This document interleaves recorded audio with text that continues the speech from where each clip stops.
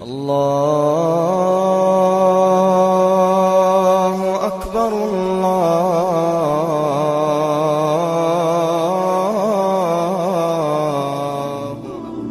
السلام علیکم ورحمۃ اللہ وبرکاتہ. بسم اللہ الرحمن الرحیم والصلاة والسلام علی رسولہ الکریم وعلی آلہ واصحابہ اجمعین. اصل ناکام وہ لوگ ہیں جو قیامت کے دن ناکام ہو جائیں گے، جن پر اللہ تعالیٰ ناراض ہو جائے گا.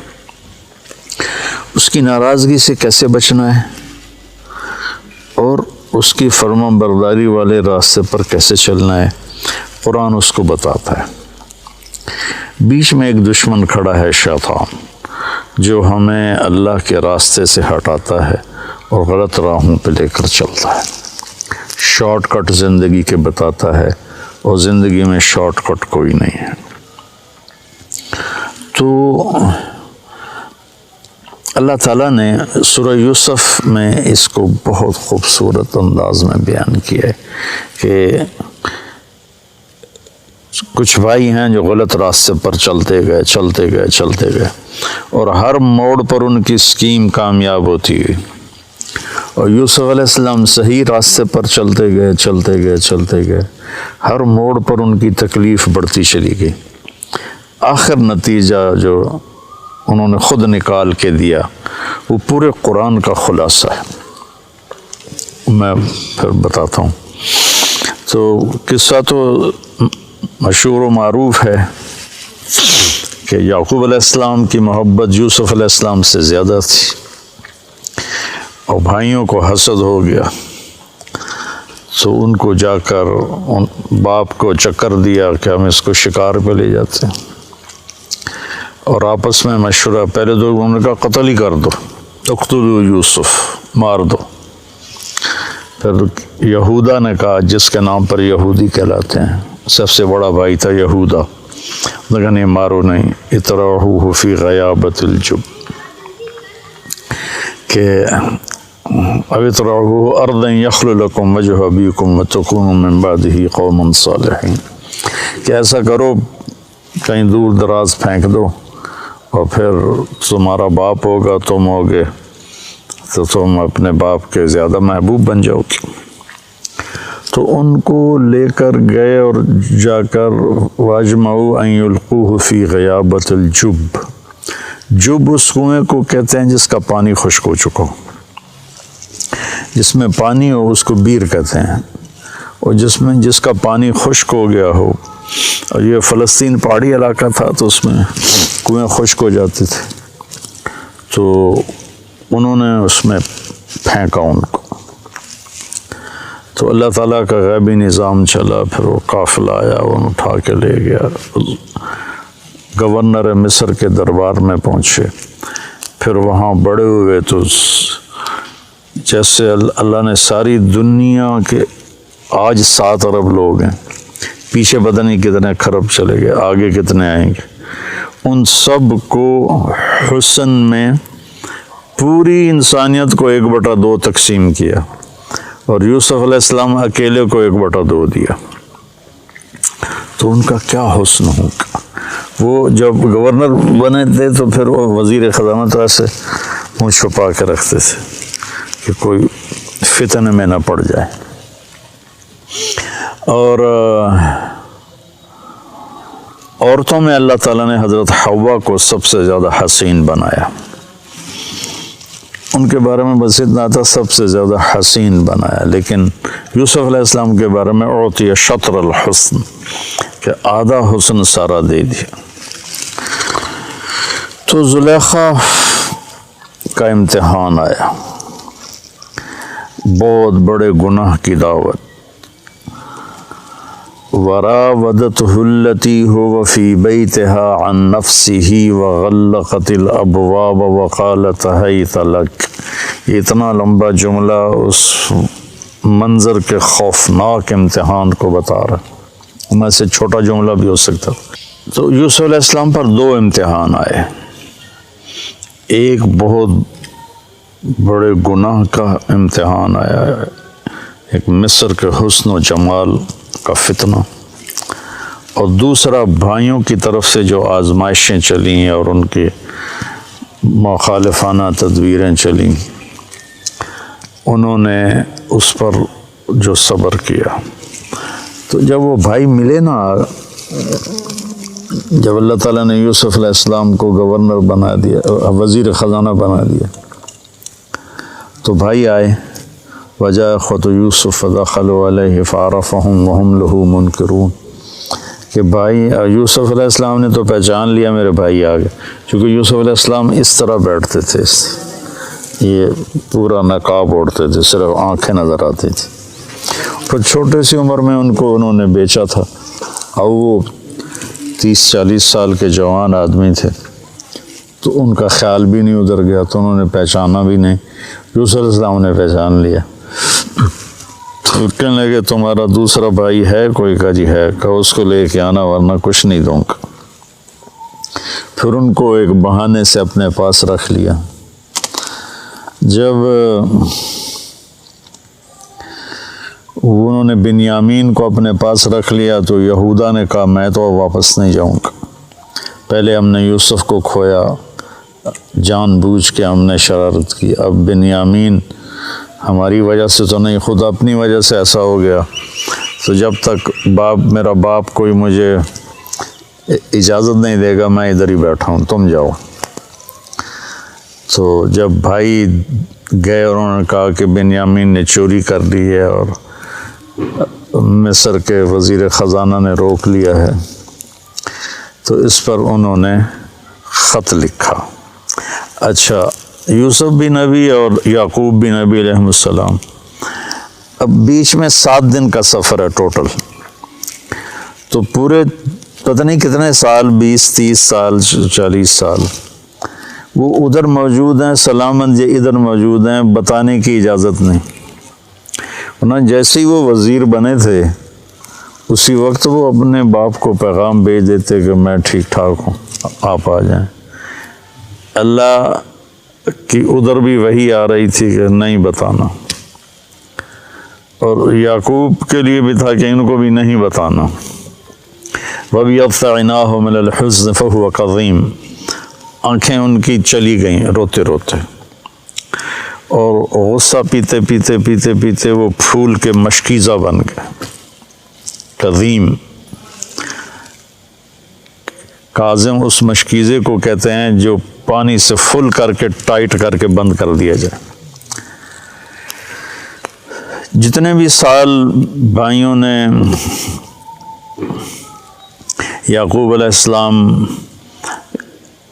کے ساتھ وقت گزارا یوسف علیہ السلام کے بغیر، تو انہوں نے کہا فصبر جمیل. پورے 40 سال میں ایک لفظ بھی طعنہ نہیں دیا میرا بیٹا تم نے گم کر دیا، حالانکہ آپ کو پتہ تھا انہوں نے فراڈ کیا ہے، لیکن پورے 40 سال میں ایک. پھر خط لکھا عزیز مصر کے نام کہ میں یعقوب بن اسحاق آپ سے مخاطب ہوں، ہم نبیوں کی اولاد ہیں، ہم چور نہیں ہیں، ہم پر بہت زمانے سے آزمائش کی چکی چل رہی ہے. پہلے میرے چچا کو حضرت اسماعیل کو، ان کو بھی باپ لکھا، پہلے میرے باپ کو چھری کے نیچے سے نکالا گیا، پھر میرے بیٹے کو مجھ سے جدا کیا گیا، آج 40 سال ہو گئے، مجھے اس کا کچھ پتہ نہیں ہے. تو نے اس کے بھائی کو روک لیا، وہ میرے غم کی تسلی تھا، مہربانی کرو میرا بھائی واپس کر دو، میرا بیٹا واپس کر دو. یہ خط جب یوسف علیہ السلام نے پڑھا تو ان کا دل بھی بھر آیا اور آنکھیں بھی، تو اللہ کی طرف سے اجازت ہو گئی کہ بتا دو. اور اوپر سے بھائی بھی پہنچ گئے. ایھا العزیز قد مسنا واہلنا الضر وجئنا ببضاعۃ مزجاۃ فاوف لنا الکیل وتصدق علینا ان اللہ یجزی المتصدقین. کیا عاجزی ہے ان الفاظ، اور کیا ذلت اور پستی کی انتہا کو چھو کر وہ گفتگو کر رہے تھے. کیا بتاؤں. تو ادھر سے حکم آ چکا تھا کہ بتا دو. تو اس طرح اوڑا ہوا تھا نا، اپنے پگڑی کا جو یہ تھا نا، اس کو ایسے رکھتے تھے۔ تو جب انہوں نے کہا کہ ہم یہ تھوڑی سی پونجی لائے ہیں اور ہمارے پاس ہے بھی کچھ نہیں، فقر بہت ہے، تو برائے مہربانی ہم پر صدقہ کر دیں۔ تو پھر یوسف علیہ السلام نے ایسے کیا، ایسے تھا نا،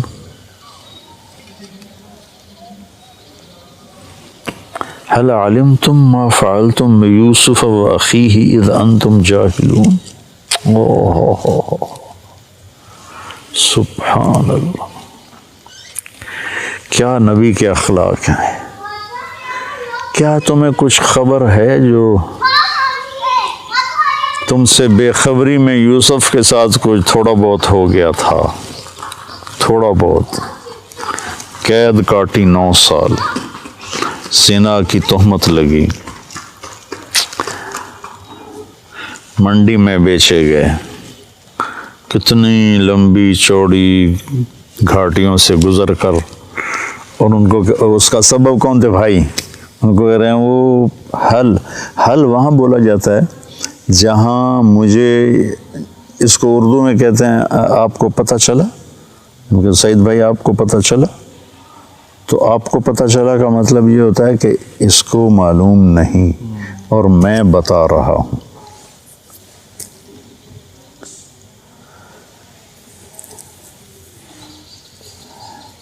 یہ جہاں زیب کا بیٹا فوت ہوا تھا عبداللہ، تو میں آیا رائمنڈ سے، تو علی چھوٹا سا تھا، یہاں کھیل رہا تھا، میری گاڑی اندر انٹر ہوئی تو بھاگ گیا، آپ کو پتہ چلا عبداللہ فوت ہو گیا ہے۔ وہاں سے میں نے حل کا مطلب سیکھا کہ حل اتاک حدیث الغاشیہ، آپ کو پتہ چلا جو چھا جانے والا دن ہے وہ کیسا ہے۔ تو حل وہاں بولا جاتا ہے جہاں یہ ہو کہ بھائی مولوی حذیفہ کو جو میں بتا رہا ہوں نا اس کو معلوم نہیں، تو حل آپ کو کچھ پتہ چلا، جنہوں نے کیا ہی سارا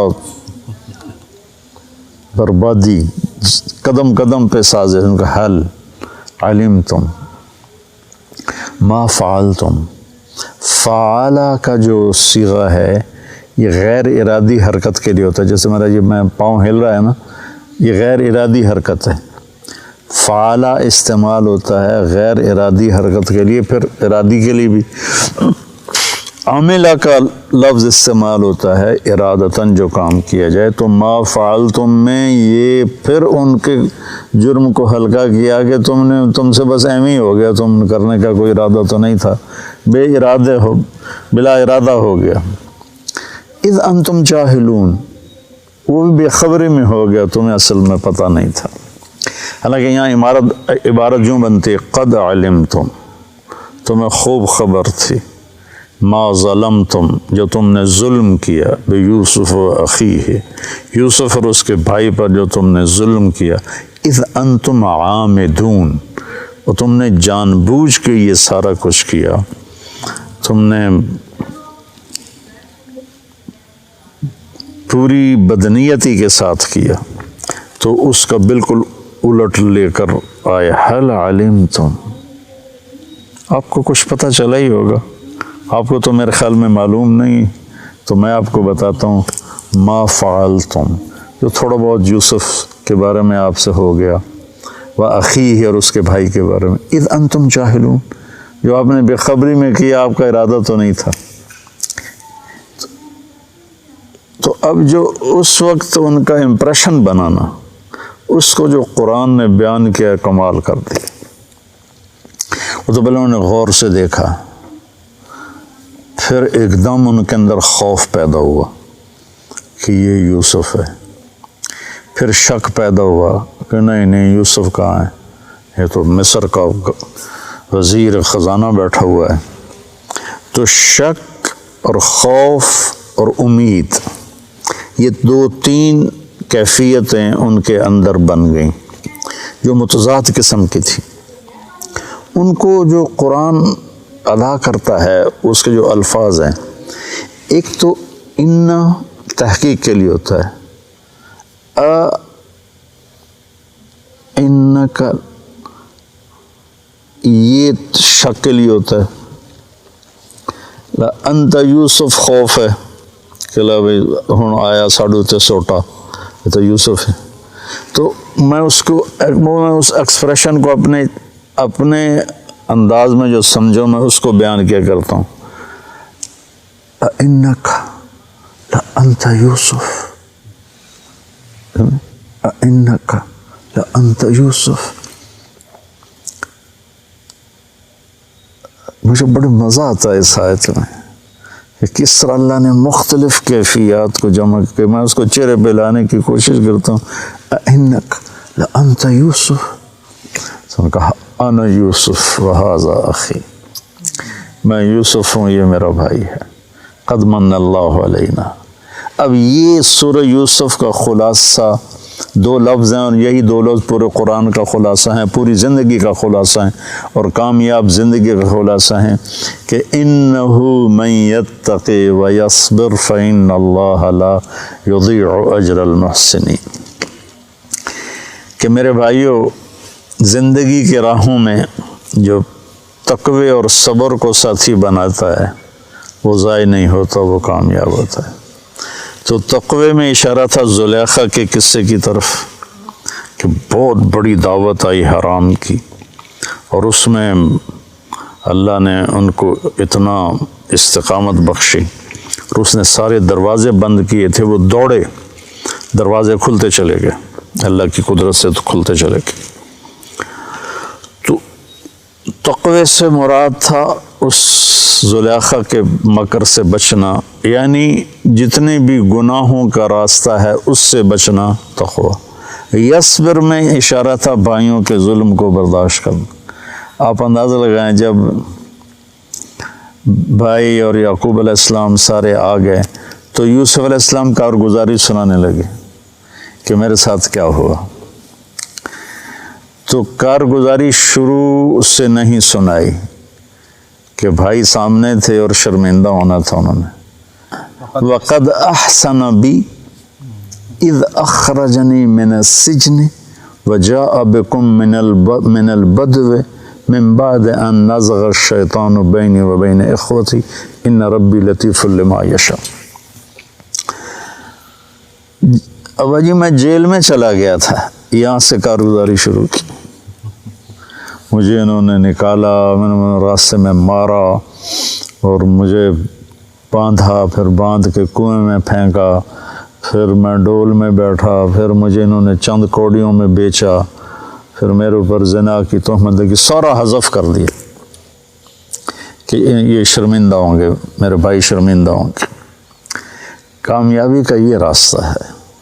ہم لوگ مال بناؤ، سیاست کرو، ہیرا پھیری کرو، حرام راستوں سے پیسے بناؤ اور اپنی واہ بناؤ. یہ ہم پوری دنیا کے انسانوں کا اس وقت یہ راستہ بناؤ. تو سورہ یوسف میں قرآن نے نا کہانی سنا کر ایسے سارے رازوں سے پردہ اٹھا دیا ہے.